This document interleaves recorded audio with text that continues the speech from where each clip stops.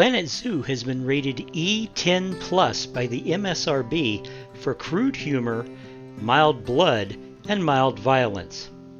It has been approved for all persons ages 10 and over. This video is brought to you in part by The Night Sheriff by Phil Foglio. Bartholomew Xenon Land is protected by the Night Sheriff. Day and night, he's burdened by a witch's curse to be aware of all that live and play within the massive fantasy theme park. Now an attack on the park by a monster hunter who knows far too much threatens everything: the guests, the staff, and the supernaturals who take refuge in the park. The Night Sheriff must scramble to uncover not only the source of the threat, but the secrets of the park of which even he was not aware. If he doesn't, he may be doomed. The park may be doomed. And even the world may be doomed. And that's a lot of doom. Go to Amazon.com for your copy today. Hey kids, this is Jack. Welcome back to the channel. Welcome back to Planet Zoo and the Rainbow Valley Zoo Project. Boy, howdy, is this thing getting big, isn't it? So anyway, I wanted to let you guys know before we got started that I toned down the graphics quality just a little bit to forestall some lag. We were beginning to get slowdowns. My frame rate was dropping. It's because we got so much stuff in this zoo that's just running around and moving. Not just the animals, but look at this. There are 3,004 simulated human beings in this zoo, and they're moving and they're buying things. The AI is trying to, so it all contributed to slowdowns with the graphics and the frame rate dropping. So I lowered our graphics quality from ultra high to medium. It still looks pretty good, as you can see. It still looks pretty good, just not as crystal clear as it once was. Sacrifices have to be made. So anyway, what we're doing in this episode is we are going to put the cheetahs in. And here, you see what I mean? There we go.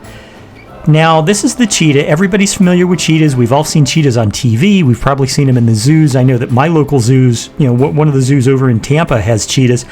And while the zoo that's right next to me here in Brevard County doesn't have cheetahs, the one in Orlando certainly does. So, I can go see cheetahs anytime I want, basically. They are the fastest land animal on the planet. Now, there are animals that move faster. The peregrine falcon can fly faster, but they can reach up to 70 miles an hour when running after their prey, and that's impressive, isn't it? I mean, look at this animal. This is a streamlined cat. Interestingly, the cheetah is actually the largest, or one of the largest, of the small cats. They are not, everybody thinks, oh my God, this is a cat that's the size of a what do you call them? A Marmaduke dog. I can't remember the name of those dogs. You know the ones I'm talking about, the really big ones. Great Danes. I knew I'd remember it. This cat is the size of a Great Dane. That's a big cat. No, this is actually just the biggest of the small cats. And the way you can tell the difference, I've said this before, I think, is that small cats can purr.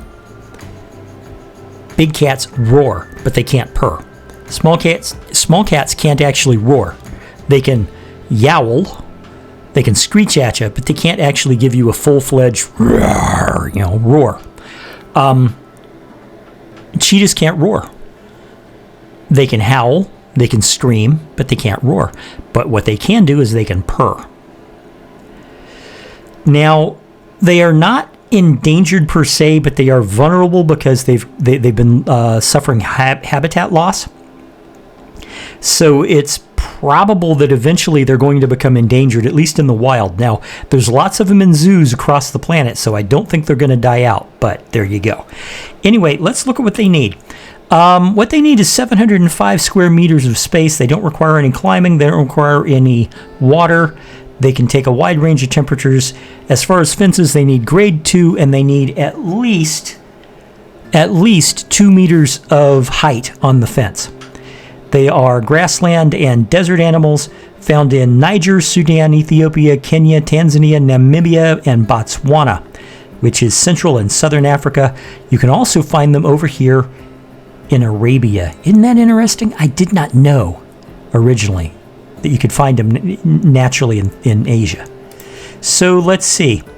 1 to 3 individuals, 2 males, 1 female, which is an interesting thing that tells you that it's a matriarchal society in Cheetahville. Let's see, they live to be about 14 years old. They become adults at 2 years old. We have most of their needs already researched, which is a good thing. Just their final 2 food levels. And of course, as predators, they don't like sharing space with other species. So, we're going to get into the build. Where I was planning on putting them was right over here in this general area right here. I'm going to get it started, and I will talk to you after it's all over. Talk to you in a minute.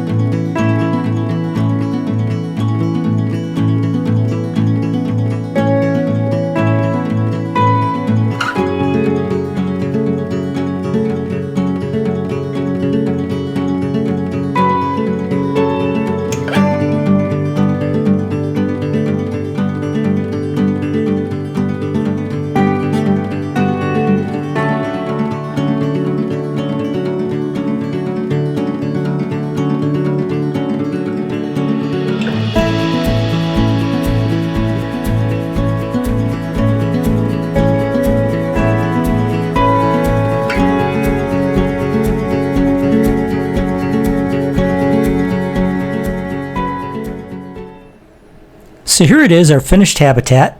I really like this design. I don't know where it popped into my head to make it like this offset circle, but it really works. I mean, look at this. It's just fantastic.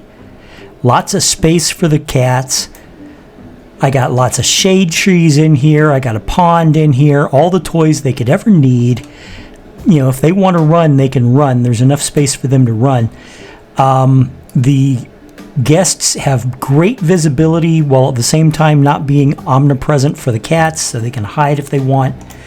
And it's just a really good habitat. It's a fantastic habitat. You know, let me know what you think. Let me know what you think. There's Chester over there. Yes, I named my cheetah Chester. Fight me. Anyway, my cats are happy. The guests are happy. They've got everything they need to be happy. I put the building at the end. It's got a staff center. It's got a break room. I like this cheetah corral. I may put a second incident of it on this wall here, just so this wall's a little more decorated. I do intend to put a little more plants down here, maybe some more rocks. I was contemplating putting a sign up here that, about the cheetahs, but I didn't. But, we'll see. Now, this was my third to last. Yeah, I've got 2 more habitats to add. One is the elephants, which, if everything goes right, the elephants are going to be put in, I believe, over here near the cougars. And then my very last habitat is going to be the lions, which I'm going to be putting in right here next to, or rather in between the cheetahs and the hippopotami. I think it's going to work pretty good. Uh-oh, we have a death coming on. Daniel the dingo is about to die of old age. Well, he's been in the zoo for a long time.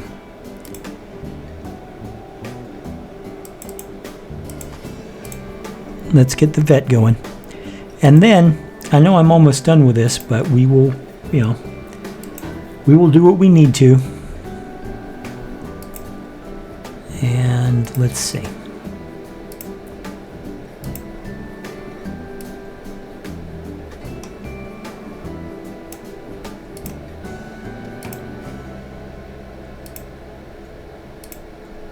There we go.